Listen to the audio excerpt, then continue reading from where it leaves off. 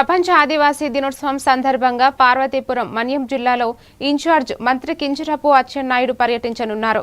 11.95 కోట్ల వ్యయంతో నిర్మించిన భద్రగిరి, కురుపాంలోని 50 పడకల కమ్యూనిటీ హెల్త్ సెంటర్ల నూతన భవనాలను ప్రారంభించనున్నారు. ఆదివాసీ ప్రాంతంలో ఆధునిక వైద్య సేవలు అందుబాటులోకి తీసుకువచ్చి ప్రజలకు స్థానికంగానే మెరుగైన వైద్యం అందించడమే ప్రభుత్వ లక్ష్యమని అధికారులు తెలిపారు.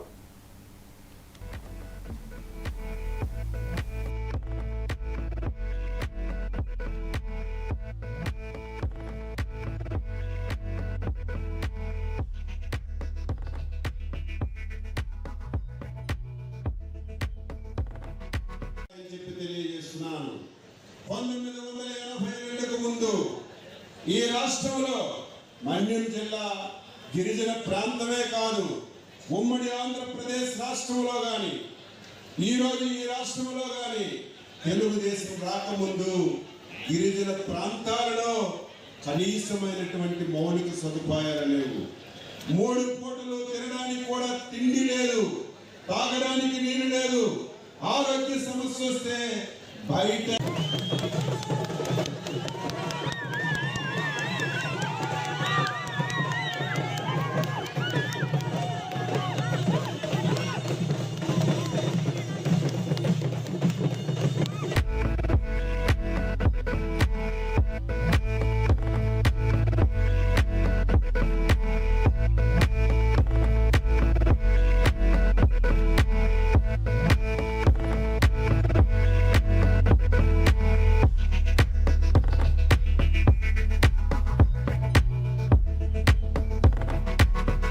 తెలియజేస్తున్నాను.